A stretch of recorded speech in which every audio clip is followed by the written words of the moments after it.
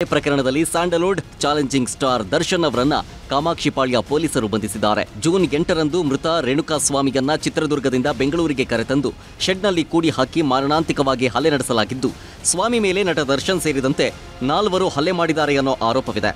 ರೇಣುಕಾಸ್ವಾಮಿಯನ್ನ ಬರ್ಬರವಾಗಿ ಹತ್ಯೆಗೈದ ಹಂತಕರು June 9ರಂದು Kamakshipalya ring road ಬಳಿ ಇರೋ ಸತ್ವ ಅನುಗ್ರಹ ಅಪಾರ್ಟ್ಮೆಂಟ್ ಮುಂದಿರೋ ರಾಜಕಾಲುವೆಯಲ್ಲಿ ಮೃತದೇಹವನ್ನ ಎಸೆದಿದ್ರು. ರೇಣುಕಾಸ್ವಾಮಿ ಶವವನ್ನ ನಾಯಿಗಳು ಎಳೆದಾಡುತ್ತಿದ್ದಾಗ ಈ ಪ್ರಕರಣ ಬೆಳಕಿಗೆ ಬಂದಿದೆ. ನಾಯಿಗಳು ಶವವನ್ನ ಎಳೆದಾಡ್ತಾ ಇರುವುದನ್ನ ಗಮನಿಸಿದ ಸತ್ವ ಅಪಾರ್ಟ್ಮೆಂಟ್ನ ಸೆಕ್ಯೂರಿಟಿ ರಾಮ್ ದೋರ್ ಜಿ ಅನ್ನೋರು ಪೊಲೀಸರಿಗೆ ಮಾಹಿತಿ ಕೊಟ್ಟಿದ್ದಾರೆ. ಪ್ರಕರಣ ದಾಖಲಿಸಿಕೊಂಡು ಪೊಲೀಸರು ತನಿಖೆ ನಡೆಸಿದಾಗ ಕೊಲೆಯ ಹಿಂದಿನ ಕರಾಳ ಸತ್ಯ ಬಯಲಾಗಿದೆ.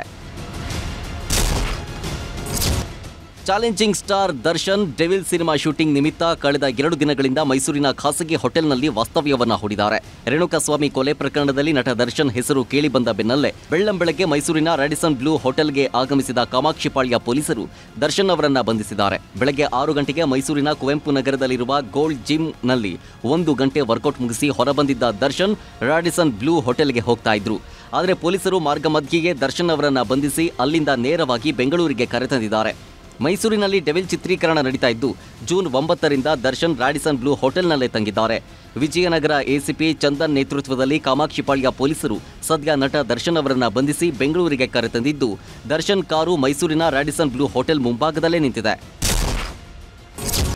ಮೈಸೂರಿನಲ್ಲಿ ನಟ ದರ್ಶನ್ ಅವರನ್ನ ಬಂಧಿಸಿ ನೇರವಾಗಿ ಬೆಂಗಳೂರಿಗೆ ಕರೆತಂದಿರೋ ಕಾಮಾಕ್ಷಿಪಾಳ್ಯ ಪೊಲೀಸರು ಬೆಳಗ್ಗೆ 9:30ರಿಂದ ಅನ್ನಪೂರ್ಣೇಶ್ವರಿ ನಗರ ಠಾಣೆಯಲ್ಲಿ ವಿಚಾರಣೆ ನಡೆಸಿದ್ದಾರೆ. ಖುದ್ದು ಡಿಸಿಪಿ ಗಿರೀಶ್ ಅವರೇ ದರ್ಶನ್ ವಿಚಾರಣೆ ನಡೆಸಿದ್ದಾರೆ. ನಟ ದರ್ಶನ್ ಹಾಗೂ ಇತರೆ ಆರೋಪಿಗಳನ್ನ ಪ್ರತ್ಯೇಕ ವಿಚಾರಣೆ ನಡೆಸಿರೋ ಪೊಲೀಸರು ಆರೋಪಿಗಳ ಹೇಳಿಕೆಯನ್ನ ಪಡೆದಿದ್ದಾರೆ. ನಟ ದರ್ಶನ್ಗೆ ಡಿಸಿಪಿ ಗಿರೀಶ್ ಪ್ರಶ್ನೆಗಳ ಸುರಿಮಳೆಯನ್ನೇ ಸುರಿಸಿದ್ದಾರೆ. ರೇಣುಕಾಸ್ವಾಮಿ ಕೊಲೆಗೆ ಅಸಲಿ ಕಾರಣವೇನು? ರೇಣುಕಾಸ್ವಾಮಿಯನ್ನ ಬೆಂಗಳೂರಿಗೆ ಕರೆತಂದಿದ್ಯಾರು? ಪವಿತ್ರ ಗೌಡಗೂ ಮೃತ ರೇಣುಕಾಸ್ವಾಮಿಗೂ ಹೇಗೆ ಪರಿಚಯ?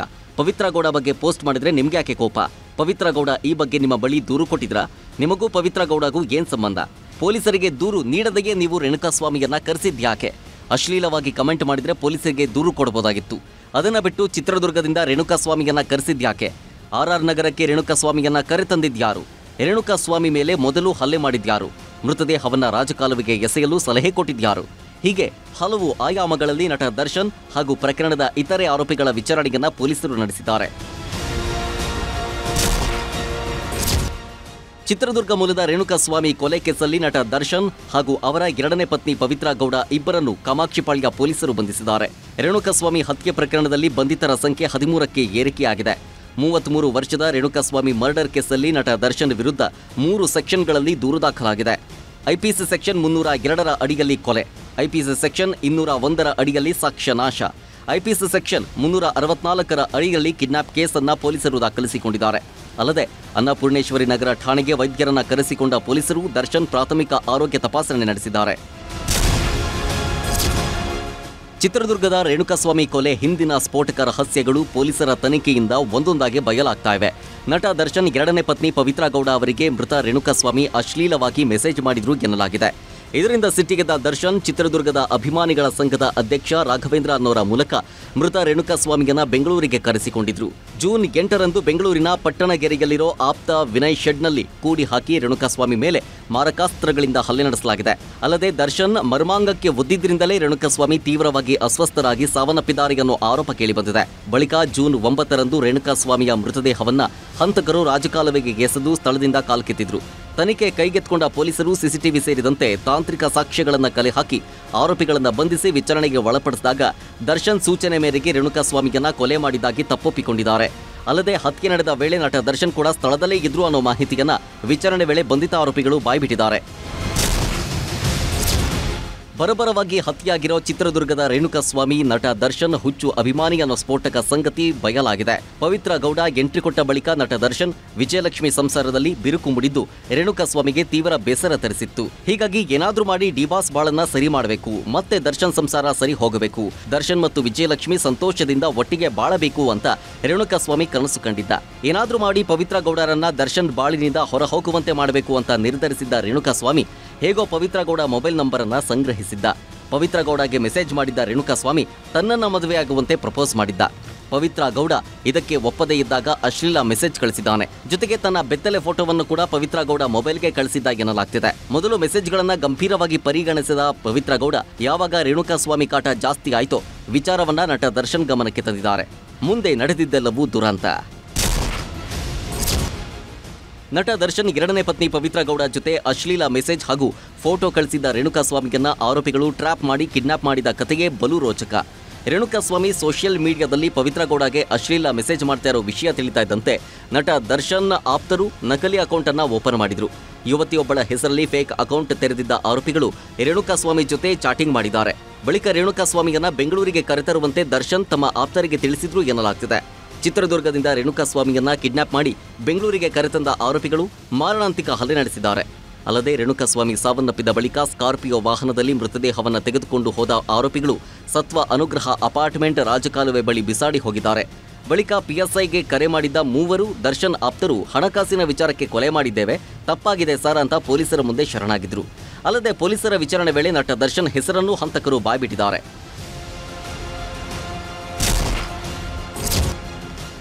ಚಿತ್ರದುರ್ಗ ಮೂಲದ 33 ವರ್ಷದ ರೇಣುಕಾಸ್ವಾಮಿ ಬರ್ಬರ ಹತ್ಯೆ ಪ್ರಕರಣದಲ್ಲಿ ನಟ ದರ್ಶನ್ ಸೇರಿದಂತೆ ಈವರೆಗೂ ಪೊಲೀಸರು ಒಟ್ಟು 13 ಆರೋಪಿಗಳನ್ನು ಬಂಧಿಸಿದ್ದಾರೆ. ರೇಣುಕಾಸ್ವಾಮಿಯನ್ನ ಕಿಡ್ನಾಪ್ ಮಾಡೋದಕ್ಕೆ ಹೇಳಿದ್ದ ಆರೋಪದ ಅಡಿಯಲ್ಲಿ ದರ್ಶನ್ ಹಾಗೂ ಅವರ ಎರಡನೇ ಪತ್ನಿ ಪವಿತ್ರ ಗೌಡಗೆ ಆಪ್ತನಾಗಿರೋ ಪವನ್ನನ್ನ ಕಾಮಾಕ್ಷಿಪಾಳ್ಯ ಪೊಲೀಸರು ಅರೆಸ್ಟ್ ಮಾಡಿದ್ದಾರೆ. ಅಲ್ಲದೆ ಹತ್ಯೆ ಪ್ರಕರಣದಲ್ಲಿ ದರ್ಶನ್ರ ಮತ್ತೊಬ್ಬ ಆಪ್ತ ನಾಗರಾಜ್, ಹೋಟೆಲ್ ಉದ್ಯಮಿ ಪ್ರದೋಷ್, ರೇಣುಕಾಸ್ವಾಮಿಯನ್ನ ಕಿಡ್ನಾಪ್ ಮಾಡಿ ಹಲ್ಲೆ ಮಾಡಿದ್ದ ನಂದೀಶ್, ಉದ್ಯಮಿ ಕೇಶವಮೂರ್ತಿ, ಲಕ್ಷ್ಮಣ್, ದೀಪಕ್, ಕಾರ್ತಿಕ್ ಹಾಗೂ ಚಿತ್ರದುರ್ಗದ ದರ್ಶನ್ ಅಭಿಮಾನಿಗಳ ಸಂಘದ ಅಧ್ಯಕ್ಷ ರಾಘವೇಂದ್ರ ಸೇರಿದಂತೆ 13 ಆರೋಪಿಗಳನ್ನು ಬಂಧಿಸಿರುವ ಪೊಲೀಸರು ಹೆಚ್ಚಿನ ತನಿಖೆ ನಡೆಸುತ್ತಿದ್ದಾರೆ. ಹತ್ಯೆ ಪ್ರಕರಣದಲ್ಲಿ ಬಂಧನಕ್ಕೊಳಗಾಗಿರೋ ನಟ ದರ್ಶನ್ ಅವರ ಎರಡನೇ ಪತ್ನಿ ಪವಿತ್ರ ಗೌಡ ಮೇಲೂ ಹಲ್ಲೆ ನಡೆಸಿದ್ದಾರೆ ಅನ್ನೋ ಮತ್ತೊಂದು ಶಾಕಿಂಗ್ ವಿಚಾರ ಬೆಳಕಿಗೆ ಬಂದಿದೆ. ರೇಣುಕಾಸ್ವಾಮಿಯನ್ನ ಕೊಲೆ ಮಾಡಿದ ಬಳಿಕ ಮನೆಗೆ ಬಂದಿದ್ದ ನಟ ದರ್ಶನ್ನಿಂದಲೇ ಹಿಂಗೆಲ್ಲ ಆಯ್ತು ಅಂತ ಪವಿತ್ರ ಗೌಡ ಮೇಲೆ ಕೂಗಾಡಿದ್ದಲ್ಲದೆ ಹಲ್ಲೆ ನಡೆಸಿದ್ದಾರೆ ಎನ್ನಲಾಗ್ತಿದೆ. ದರ್ಶನ್ರಿಂದ ಹಲ್ಲೆಗೊಳಗಾದ ಪವಿತ್ರ ಗೌಡ ಬೆಂಗಳೂರಿನ ರಾಜರಾಜೇಶ್ವರಿ ಆಸ್ಪತ್ರೆಯಲ್ಲಿ ಚಿಕಿತ್ಸೆ ಪಡೆದು ನಿನ್ನೆಯಷ್ಟೇ ಆಸ್ಪತ್ರೆಯಿಂದ ಡಿಸ್ಚಾರ್ಜ್ ಆಗಿದ್ದಾರೆ ಅಂತ ಹೇಳಲಾಗ್ತಿದೆ. ಚಿತ್ರದುರ್ಗದ ರೇಣುಕಾಸ್ವಾಮಿ ಕೊಲೆ ಪ್ರಕರಣಕ್ಕೆ ಸಂಬಂಧಿಸಿದಂತೆ ನಟ ದರ್ಶನ್ ಅವರನ್ನ ಬಂಧಿಸಲಾಗಿದ್ದು ಅನ್ನಪೂರ್ಣೇಶ್ವರ ಠಾಣೆಯಲ್ಲಿ ವಕೀಲರ ಮುಂದೆ ದರ್ಶನ್ ಕಣ್ಣೀರಿಟ್ಟಿದ್ದಾರೆ ಎನ್ನಲಾಗ್ತಿದೆ. ಪೊಲೀಸ್ ಠಾಣೆಗೆ ತೆರಳಿದ ವಕೀಲರು ದರ್ಶನ್ ಅವರನ್ನ ಭೇಟಿಯಾದ್ರು. ಈ ವೇಳೆ ನಟ ದರ್ಶನ್ ನಾನೇನು ಮಾಡಿಲ್ಲ, ನನಗೇನು ಗೊತ್ತಿಲ್ಲ, ನನ್ನನ್ನು ಬಿಟ್ಟುಬಿಡಿ ಅಂತ ಅಳಲು ತೋಡಿಕೊಂಡಿದ್ದಾರೆ ಎನ್ನಲಾಗಿದೆ. ಇದೇ ವೇಳೆ ಸಂಬಂಧಿ ಸುಶಾಂತ್ ಕೂಡ ದರ್ಶನ್ ಅವರನ್ನು ಭೇಟಿಯಾಗಿ ಚರ್ಚೆ ನಡೆಸಿದ್ದಾರೆ. ಸಂಬಂಧಿಯ ಫೋನ್ ಮೂಲಕ ಪತ್ನಿ ವಿಜಯಲಕ್ಷ್ಮಿ ಹಾಗೂ ಮಗ ವಿನೀಶ್ ಜೊತೆ ಮಾತನಾಡಿರೋ ದರ್ಶನ್ ನಾನೇನು ಮಾಡಿಲ್ಲ, ಇದಕ್ಕೂ ನನಗೂ ಯಾವುದೇ ಸಂಬಂಧವಿಲ್ಲ ಅಂತ ಹೇಳಿದ್ದಾರೆ ಅಂತ ಹೇಳಲಾಗ್ತಿದೆ. ಈಗ ಪೊಲೀಸ್ನವರು ಏನೋ ಒಂದು ನಡೆದಿರ್ತಕ್ಕಂಥ ಘಟನೆಯ ಸಂಬಂಧಪಟ್ಟಂಗೆ ಒಂದು ಇನ್ವೆಸ್ಟಿಗೇಷನ್ ಮಾಡ್ತಾ ಇದ್ದಾರೆ.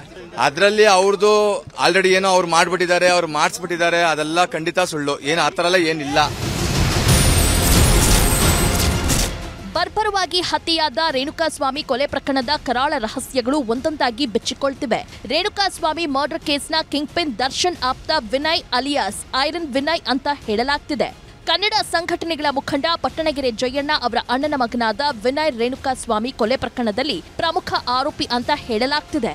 ಸ್ಯಾಂಡಲ್ವುಡ್ನ ಹಲವು ಸೆಲೆಬ್ರಿಟಿಗಳ ಜೊತೆ ಸಂಪರ್ಕ ಹೊಂದಿರೋ ಆರೋಪಿ ವಿನಯ್ ಬೆಂಗಳೂರಿನ ರಾಜರಾಜೇಶ್ವರ ನಗರದಲ್ಲಿರೋ ಸ್ಟೋನಿ ಬ್ರೂಕ್ ರೆಸ್ಟೋರೆಂಟ್ ಮಾಲೀಕ ಕೂಡ ಹೌದು. ಇಡೀ ಪ್ರಕರಣದಲ್ಲಿ ವಿನಯ್ ಹೆಸರು ಹೆಚ್ಚಾಗಿ ಕೇಳಿ ಬರ್ತಾ ಇದ್ದು, ಅಸಲಿಗೆ ರೇಣುಕಾಸ್ವಾಮಿ ಕೊಲೆ ಕೇಸ್ನಲ್ಲಿ ಆರೋಪಿ ವಿನಯ್ ಪಾತ್ರವೇನು, ರೇಣುಕಾಸ್ವಾಮಿ ಹತ್ಯೆ ಮಾಡಿದ್ದು ವಿನಯ್ ಅನ್ನೋದು ಪೊಲೀಸ್ ತನಿಖೆ ಬಳಿಕವಷ್ಟೇ ಬಯಲಾಗಬೇಕಿದೆ. ಸುಮಾರು ಒಂದು 5 ಎಕರೆಯಿಂದ 6 ಎಕರೆ ಜಾಗ. ಆ ಜಾಗ ನಾನು ಬಾಡಿಗೆಗೆ ಕಿಶೋರ್ ಅನ್ನೋರಿಗೆ ಬಾಡಿಗೆ ಕೊಟ್ಟಿದ್ದೀನಿ. ಆ ಬಾಡಿಗೆಗೆ ನಾನು ಒಂದು 25ರಿಂದ 30 ವರ್ಷ ಆಗಿದೆ ಬಾಡಿಗೆ ನಡೆಸ್ತಾ ಇರೋದು. ಯಾವತ್ತೂ ಈ ತರ ಒಂದು ಇನ್ಸಿಡೆಂಟ್, ಬ್ಯಾಡ್ ಇನ್ಸಿಡೆಂಟ್ ಆಗಿರಲಿಲ್ಲ. This is the first incident ಆಗ್ತಾ ಇದೆ. ಕ್ಯಾಮ್ರಾದ ಮುಖಾಂತರನೇ ರೆಕಾರ್ಡ್ ಆಗಿ ಒಳಗೋಗುತ್ತೆ. ಅದೇ ರೆಕಾರ್ಡಲ್ಲಿ ತಿರುಗಿ ವಾಪಸ್ ಹೋಗ್ಬೇಕಾದ್ರೂ ಬಿಡಿಸ್ಕೊಂಡು ಹೋಗ್ಬೇಕಾದ್ರೂ CCTV ಕ್ಯಾಮ್ರಲ್ಲಿ ರೆಕಾರ್ಡ್ ಆಗಿ ಆಚೆ ಹೋಗುತ್ತೆ. ಟಿಫನ್ ಮಾಡಬೇಕು ಅನ್ನೋ ಕೂತಿರುವಾಗ ಕಾಫಿ ಕುಡಿತಿದ್ದೆ. ಕಾಫಿ ಕುಡಿಯೋ ಟೈಮಲ್ಲಿ TV ಹಾಕಿದೆ. TV ಹಾಕಿದ ತಕ್ಷಣ ಹೆಡ್ಲೈನ್ಸಲ್ಲಿ ದರ್ಶನ್ ಅರೆಸ್ಟ್ ಅಂತ ಬಂತು. ಸೊ ಅಲ್ಲಿಂದ ನನಗೆ ಸ್ವಲ್ಪ ಇಂಟ್ರೆಸ್ಟ್ ಬಂತು, ಯಾಕೆ ದರ್ಶನ್ ಅರೆಸ್ಟ್ ಆಯಿತು, ಯಾವ ಕೇಸು ಏನು ಅಂತ ಹೇಳೋದು. ಒಂದು ½ ಅನ್ ಅವರ್ ಆದಮೇಲೆ 11 ಜನನೋ 10 ಜನನೋ ಅಂತ ಬಂತು. 10 ಜನ ಬಂದಾಗ ನಮಗೆ ಈ ಹೆಸರುಗಳು ಯಾರ್ಯಾರಿದ್ದಾರೆ ಏನು ನೋಡ್ಕೊಂಡು ಬಂದಾಗ ನನ್ನ ತಂಗಿ ಮಗ ವಿನಯ್ ಅಂತಾನು ಹೆಸರು ಬಂತು. ದರ್ಶನ್ ನನ್ನ ತಂಗಿ ಮಗ ವಿನಯ್ ಇಬ್ರು ಭಾರಿ ಸ್ನೇಹಿತರು. ಸೊ ಅದ್ರಲ್ಲಿ ಆಗಿದಾನ ಇಲ್ಲ ಅಂತ ನನಗೆ ಗೊತ್ತಿಲ್ಲ. ಬಟ್ ತನಿಖೆಯಲ್ಲಿ ಏನು ಗೊತ್ತಾಗುತ್ತೋ ತನಿಖೆ ಬಂದಾದ್ಮೇಲೆ ನಾನು ಮಾತಾಡ್ತೀನಿ. ಈಗ ಹೇಳೋದಕ್ಕೆ ಹೋದ್ರೆ ತಪ್ಪಾಗುತ್ತೆ. ಕೊಲೆ ಪ್ರಕರಣದಲ್ಲಿ ನಟ ದರ್ಶನ್ ಬಂಧನಕ್ಕೆ ಸಂಬಂಧಿಸಿದಂತೆ Bengaluru police commissioner B Dayanand ಪತ್ರಿಕಾಗೋಷ್ಠಿ ನಡೆಸಿ ಮಾಹಿತಿ ನೀಡಿದ್ದಾರೆ. ಬೆಂಗಳೂರು ಪಶ್ಚಿಮ ವಿಭಾಗದ ಕಾಮಾಕ್ಷಿಪಾಳ್ಯ ಪೊಲೀಸ್ ಠಾಣಾ ವ್ಯಾಪ್ತಿಯಲ್ಲಿ ಜೂನ್ 9ರಂದು ನಡೆದ ಕೊಲೆ ಪ್ರಕರಣಕ್ಕೆ ಸಂಬಂಧಿಸಿದಂತೆ ಕನ್ನಡ ಚಿತ್ರರಂಗದ ನಟರೊಬ್ಬರನ್ನ ಬಂಧಿಸಿ ವಿಚಾರಣೆ ನಡೆಸಲಾಗುತ್ತಿದೆ. ಕೊಲೆ ಪ್ರಕರಣ ಸಂಬಂಧ ದರ್ಶನ್ ಸೇರಿದಂತೆ ಆರೋಪಿಗಳನ್ನ ವಶಕ್ಕೆ ಪಡೆದು ವಿಚಾರಣೆ ನಡೆಸಲಾಗುತ್ತಿದೆ. ಕೊಲೆಯಾದ ರೇಣುಕಾಸ್ವಾಮಿ ಚಿತ್ರನಟ ದರ್ಶನ್ ಪತ್ನಿ ಪವಿತ್ರಾ ಗೌಡಗೆ ಸಾಮಾಜಿಕ ಜಾಲತಾಣದಲ್ಲಿ ಪದೇ ಪದೇ ಅವಹೇಳನಕಾರಿಯಾಗಿ ಮೆಸೇಜ್ ಮಾಡ್ತಿದ್ದ. ಸಿಸಿ ಕ್ಯಾಮೆರಾ ದೃಶ್ಯ ಹಾಗೂ ಕಾಲ್ ರೆಕಾರ್ಡ್ಸ್ ಮೇರೆಗೆ ದರ್ಶನ್ ಹಾಗೂ ಸಹಚರನನ್ನ ಬಂಧಿಸಲಾಗಿದೆ ಎಂದು ತಿಳಿಸಿದ್ದಾರೆ. ಮುಂದಿನ ತನಿಖೆಯನ್ನ ಕೈಗೊಂಡಿದ್ದು ಅದರಲ್ಲಿ ಈಗಾಗಲೇ ಹೇಳಿದಾಗೆ ಕನ್ನಡ ಚಿತ್ರರಂಗದ ಓರ್ವ ನಟ ಹಾಗೂ ಆತನ ಸಹಚರರನ್ನ ನಾವು ಬಂಧಿಸಿ ಕೂಲಂಕುಷವಾದಂತಹ ಪ್ರಶ್ನೆಗಳನ್ನು ಮತ್ತು ತನಿಖೆಯನ್ನು ಕೈಗೊಳ್ತಾ ಇದ್ದೀವಿ. ಕೊಲೆ ಕೇಸ್ನಲ್ಲಿ ನಟ ದರ್ಶನ್ ಬಂಧನದ ಬಗ್ಗೆ CM Siddaramaiah DG IGP Alok ಮೋಹನ್ರಿಂದ ಮಾಹಿತಿ ಪಡೆದಿದ್ದಾರೆ. ಸಿಎಂ ಸಿದ್ದರಾಮಯ್ಯರ ಕಾವೇರಿ ನಿವಾಸಕ್ಕೆ ಭೇಟಿ ನೀಡಿದ್ದ ಡಿಜಿಪಿ ಅಲೋಕ್ ಮೋಹನ್ ಹಾಗೂ ಬೆಂಗಳೂರು ನಗರ ಪೊಲೀಸ್ ಆಯುಕ್ತ ಬಿ ದಯಾನಂದ್ ಪ್ರಕರಣದ ಬೆಳವಣಿಗೆಗಳ ಬಗ್ಗೆ ಸಿಎಂ ಸಿದ್ದರಾಮಯ್ಯ ಹಾಗೂ ಗೃಹ ಸಚಿವ ಡಾಕ್ಟರ್ ಜಿ ಪರಮೇಶ್ವರ್ಗೆ ಮಾಹಿತಿ ನೀಡಿದ್ರು. ಬಳಿಕ ಮಾತನಾಡಿದ ಗೃಹ ಸಚಿವ ಡಾಕ್ಟರ್ ಜಿ ಪರಮೇಶ್ವರ್, ಈ ಪ್ರಕರಣದ ಬಗ್ಗೆ ನನಗೆ ಹೆಚ್ಚಿನ ಮಾಹಿತಿ ಇಲ್ಲ. ಪೊಲೀಸ್ ತನಿಖೆ ಬಳಿಕ ಸತ್ಯಾಸತ್ಯತೆ ಹೊರಬರಲಿದೆ ಅಂದ್ರು. ಇನ್ನು ನಟ ದರ್ಶನ್ ಬಗ್ಗೆ ಪ್ರತಿಕ್ರಿಯಿಸಿದ ಡಿಸಿಎಂ ಡಿಕೆ ಶಿವಕುಮಾರ್, ಕಾನೂನು ಎಲ್ಲರಿಗೂ ಒಂದೇ.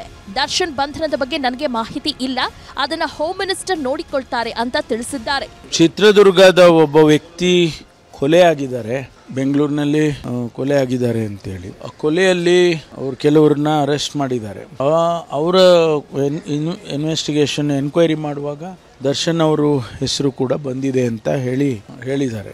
ಹಾಗಾಗಿ ಅವರನ್ನು ಕೂಡ ತನಿಖೆ ಮಾಡೋದಕ್ಕೆ ಕರ್ಕೊಂಡು ಬಂದಿದ್ದಾರೆ ಅಂತ ಹೇಳಿ ಮಾಹಿತಿ ಇದೆ ನನಗೆ. ಅದ್ರ ಮೇಲೆ ತನಿಖೆ ಆಗೋವರೆಗೂ ಕೂಡ ನಾವೇನು ಹೇಳೋಕ್ಕಾಗಲ್ಲ. ಅವರು ನೇರವಾಗಿ ಇನ್ವಾಲ್ವ್ ಆಗಿದ್ದಾರಾ ಇಲ್ವಾ, ಅಥವಾ ಯಾವ ಕಾರಣಕ್ಕಾಗಿ ಮರ್ಡರ್ ಆಗಿದೆ, ಇವ್ರ ಹೆಸರು ಯಾಕೆ ಬಂದಿದೆ ಅಲ್ಲಿ ಅನ್ನೋದನ್ನೆಲ್ಲ ತನಿಖೆ ಮಾಡಿದ ನಂತರನೇ ಗೊತ್ತಾಗುತ್ತೆ. ಹಾಗಾಗಿ ಈ ಸಂದರ್ಭದಲ್ಲಿ ಬೇರೆ ಏನು ಹೇಳೋಕ್ಕಾಗೋದಿಲ್ಲ. ನೋಡಪ್ಪ, ನನಗೆ ದರ್ಶನ್ ಅರೆಸ್ಟ್ ಆಗಿದ್ದ ಬಗ್ಗೆ ನನಗೆ ಗೊತ್ತಿಲ್ಲ, ನನಗೆ ಮಾಹಿತಿ ಇಲ್ಲ. ನಾನು ಯಾವ ಪೇಪರು ಇನ್ನೂ ನೋಡಿಲ್ಲ, ಟಿವಿ ನೋಡೋಕೆ ಅವಕಾಶ ಸಿಗ್ತಿಲ್ಲ.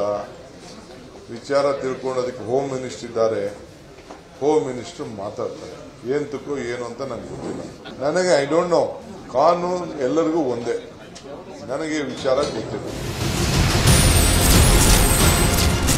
ದರ್ಶನ್ ಅಂಡ್ ಗ್ಯಾಂಗ್ನಿಂದ ಬರ್ಬರವಾಗಿ ಹತ್ಯೆಯಾದ ಚಿತ್ರದುರ್ಗದ ರೇಣುಕಾಸ್ವಾಮಿ ಮೃತದೇಹದ ಮರಣೋತ್ತರ ಪರೀಕ್ಷೆಯನ್ನು ಬೆಂಗಳೂರಿನ ವಿಕ್ಟೋರಿಯಾ ಆಸ್ಪತ್ರೆಯಲ್ಲಿ ನಡೆಸಲಾಯಿತು. ಪೋಸ್ಟ್ ಮಾರ್ಟಂ ಮುಗಿದ ಬಳಿಕ ಮೃತದೇಹವನ್ನು ರೇಣುಕಾಸ್ವಾಮಿ ಕುಟುಂಬಸ್ಥರಿಗೆ ಹಸ್ತಾಂತರಿಸಲಾಯಿತು. ಈ ವೇಳೆ ಆಸ್ಪತ್ರೆ ಬಳಿ ಕುಟುಂಬಸ್ಥರ ಆಕ್ರಂದನ ಮುಗಿಲು ಮುಟ್ಟಿತ್ತು. ರಾಜಕಾಲುವೆ ಬಳಿ ಬಿದ್ದಿದ್ದ ರೇಣುಕಾಸ್ವಾಮಿ ಮೂಗು, ದವಡೆ ಭಾಗವನ್ನ ಬೀದಿ ನಾಯಿಗಳು ಸಂಪೂರ್ಣವಾಗಿ ಕಚ್ಚಿ ತಿಂದು ವಿರೂಪಗೊಳಿಸಿವೆ. ಪೊಲೀಸರು ಮೃತನ ಪೋಷಕರನ್ನು ವಿಕ್ಟೋರಿಯಾ ಆಸ್ಪತ್ರೆಗೆ ಕರೆತಂದು ಮೃತದೇಹ ರೇಣುಕಾಸ್ವಾಮಿಯದ್ದೇನಾ ಅಂತ ಖಚಿತಪಡಿಸಿಕೊಂಡಿದ್ದಾರೆ. ಮೃತ ರೇಣುಕಾಸ್ವಾಮಿ ಮೃತದೇಹದ ಮೇಲೆ 15 ಕಡೆಗಳಲ್ಲಿ ಗಾಯದ ಗುರುತುಗಳಿದ್ದು, ಕೆಲವು ಕಡೆ ಸಿಗರೆಟ್ನಿಂದ ಸುಟ್ಟು ಚಿತ್ರಹಿಂಸೆ ನೀಡಲಾಗಿದೆ.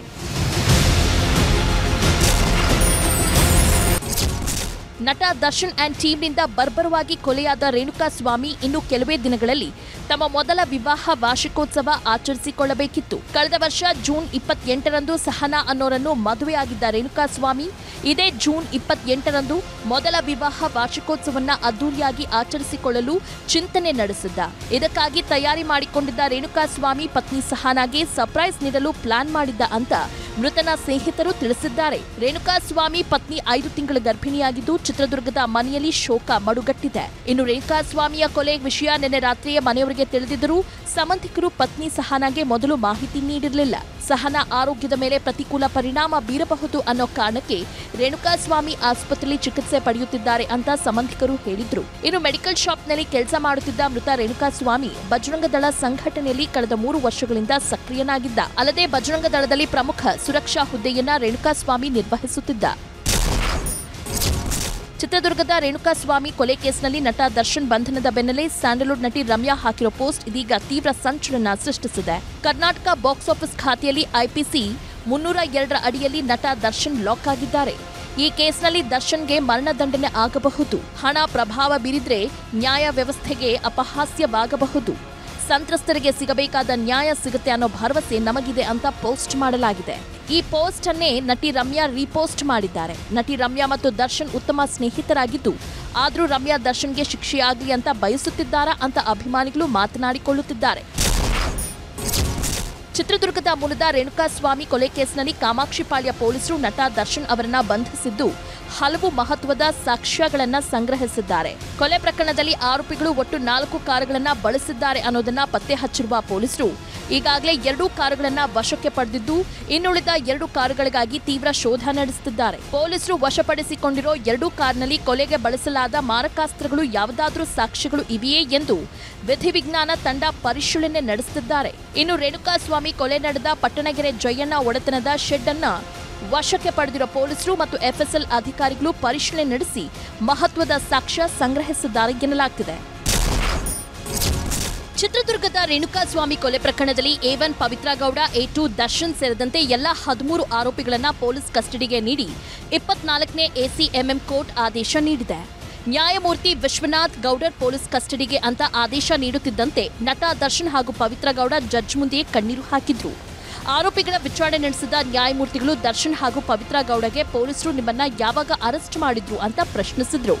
ಜಡ್ಜ್ ಪ್ರಶ್ನೆಗೆ ಉತ್ತರಿಸಿದ ದರ್ಶನ್ ಇಂದು ಬೆಳಗ್ಗೆ ವಶಕ್ಕೆ ಪಡೆದಿದ್ದಾರೆ ಅಂದ್ರು. ನ್ಯಾಯಮೂರ್ತಿಗಳ ಪ್ರಶ್ನೆಗೆ ಉತ್ತರ ನೀಡಿದ ಪವಿತ್ರ ಗೌಡ ಮಧ್ಯಾಹ್ನ ಬಂಧಿಸಿದ್ರು ಅಂತ ತಿಳಿಸಿದ್ರು. ಬಳಿಕ ನಿಮ್ಮ ಬಂಧನದ ಬಗ್ಗೆ ಮನೆಯವರಿಗೆ ಮಾಹಿತಿ ನೀಡಿದ್ದೀರಾ, ವಕೀಲರನ್ನ ನೇಮಿಸಿಕೊಳ್ಳುತ್ತೀರಾ ಅಂತ ಜಡ್ಜ್ ವಿಶ್ವನಾಥ್ ಗೌಡರ್ ಪ್ರಶ್ನಿಸಿದಾಗ ದರ್ಶನ್ ಹೌದು ಅಂದ್ರು. ಈ ವೇಳೆ ಆರೋಪಿಗಳನ್ನ 14 ದಿನಗಳ ವಶಕ್ಕೆ ನೀಡುವಂತೆ ಕಾಮಾಕ್ಷಿಪಾಳ್ಯ ಪೊಲೀಸರು ನ್ಯಾಯಾಧೀಶರಿಗೆ ಮನವಿ ಮಾಡಿದ್ರು. ಇದಕ್ಕೆ ಆಕ್ಷೇಪ ವ್ಯಕ್ತಪಡಿಸಿದ ದರ್ಶನ್ ಪರ ವಕೀಲ ನಾರಾಯಣ ಸ್ವಾಮಿ 14 ದಿನಗಳ ಕಸ್ಟಡಿ ಅಗತ್ಯವಿಲ್ಲ ಅಂದ್ರು. ಇದಕ್ಕೆ ಪ್ರತಿವಾದ ಮಂಡಿಸಿದ ಪಬ್ಲಿಕ್ ಪ್ರಾಸಿಕ್ಯೂಟರ್ ಕೊಲೆ ಮಾಡಿ ಸಾಕ್ಷಿಯನ್ನ ನಾಶ ಮಾಡೋ ಯತ್ನವಿದೆ, ಶವವನ್ನ ಸಾಗಿಸಿರೋ ವಾಹನ ರಿಕವರ್ ಮಾಡಬೇಕಿದೆ, ಹತ್ಯೆ ಮತ್ತು ಕಿಡ್ನಾಪ್ ನಡೆದ ಸ್ಥಳಗಳನ್ನ ಮಹಜರು ಮಾಡಬೇಕಿದೆ, ಆರೋಪಿಗಳ ಮೊಬೈಲ್ಗಳನ್ನ ಸೀಸ್ ಮಾಡಬೇಕಿದೆ ಅಂತ ಕೋರ್ಟ್ಗೆ ಮನವಿ ಮಾಡಿದ್ರು.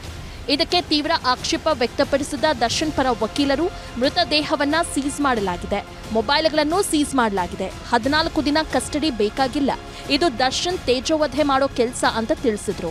ಈ ವೇಳೆ ಆರೋಪಿಗಳನ್ನ ಕಸ್ಟಡಿಗೆ ನೀಡಿ ಸ್ವಾಮಿ ಪಬ್ಲಿಕ್ ಪ್ರಾಸಿಕ್ಯೂಟರ್ ನ್ಯಾಯಮೂರ್ತಿಗಳಿಗೆ ಮನವಿ ಮಾಡಿದ್ರು. ದರ್ಶನ್ ಈ ಕೇಸಲ್ಲಿ ಭಾಗಿಯಾಗಿಲ್ಲ ಅಂದಮೇಲೆ ಕಸ್ಟಡಿಗೆ ಯಾಕೆ ನೀಡಬೇಕು ಅಂತ ದರ್ಶನ್ ಪರ ವಕೀಲರು ವಾದ ಮಂಡಿಸಿದ್ರು. ವಾದ ಪ್ರತಿವಾದ ಆಲಿಸಿದ ನ್ಯಾಯಮೂರ್ತಿ ವಿಶ್ವನಾಥ್ ಗೌಡರ್ ರೇಣುಕಾಸ್ವಾಮಿ ಹತ್ಯೆ ಪ್ರಕರಣದಲ್ಲಿ ಅರೆಸ್ಟ್ ಆಗಿರುವ ನಟ ದರ್ಶನ್, ಪವಿತ್ರ ಗೌಡ ಸೇರಿದಂತೆ ಎಲ್ಲ 13 ಆರೋಪಿಗಳ ವೈದ್ಯಕೀಯ ಪರೀಕ್ಷೆಯನ್ನ ಬೋರಿಂಗ್ ಆಸ್ಪತ್ರೆಯಲ್ಲಿ ನಡೆಸಲಾಗಿದೆ. ಸುದೀರ್ಘ ವಿಚಾರಣೆ ನಡೆಸಿದ ಪೊಲೀಸರು ನಟ ದರ್ಶನ್ ಹಾಗೂ ಪವಿತ್ರ ಗೌಡರನ್ನ 2 ಪ್ರತ್ಯೇಕ ಪೊಲೀಸ್ ಜೀಪ್ ಹಾಗೂ ಉಳಿದ 11 ಆರೋಪಿಗಳನ್ನ ಪೊಲೀಸ್ ವ್ಯಾನ್ನಲ್ಲಿ ಬೋರಿಂಗ್ ಆಸ್ಪತ್ರೆಗೆ ಕರೆತಂದು ವೈದ್ಯಕೀಯ ಪರೀಕ್ಷೆ ನಡೆಸಿದ್ರು. ಬೋರಿಂಗ್ ಆಸ್ಪತ್ರೆಯ ಡಾಕ್ಟರ್ ಸರಸ್ವತಿ ನೇತೃತ್ವದಲ್ಲಿ ಆರೋಪಿಗಳನ್ನು ಮೆಡಿಕಲ್ ಚೆಕಪ್ ನಡೆಸಲಾಗಿದೆ.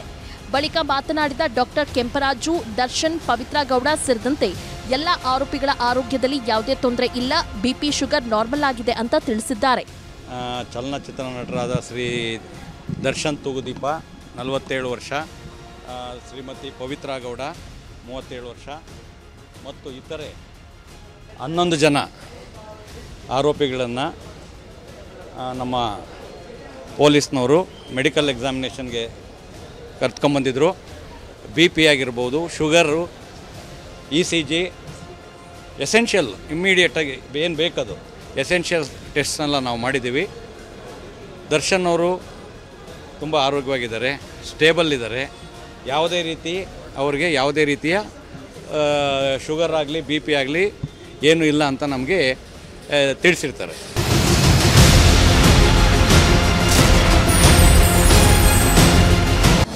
ಅನುಕ್ಷಣದ ಸುದ್ದಿಗಳಿಗಾಗಿ ವಿಸ್ತಾರ ನ್ಯೂಸ್ ಯೂಟ್ಯೂಬ್ ಚಾನೆಲ್ ಸಬ್ಸ್ಕ್ರೈಬ್ ಮಾಡಿ. ಹೊಸ ಸುದ್ದಿಗಳ ನೋಟಿಫಿಕೇಶನ್ಗಾಗಿ ಬೆಲ್ ಐಕಾನ್ ಕ್ಲಿಕ್ ಮಾಡಿ. ಲೇಟೆಸ್ಟ್ ಅಪ್ಡೇಟ್ಸ್ಗಾಗಿ www.vistaranews.com ವೆಬ್ಸೈಟ್ಗೆ ವಿಸಿಟ್ ಮಾಡಿ. ಅಂಗೈಯಲ್ಲೇ ಜಗತ್ತಿನ ಸುದ್ದಿ ತಿಳಿಯಲು ವಿಸ್ತಾರ ನ್ಯೂಸ್ ಕನ್ನಡ ಆಪ್ ಡೌನ್ಲೋಡ್ ಮಾಡಿ.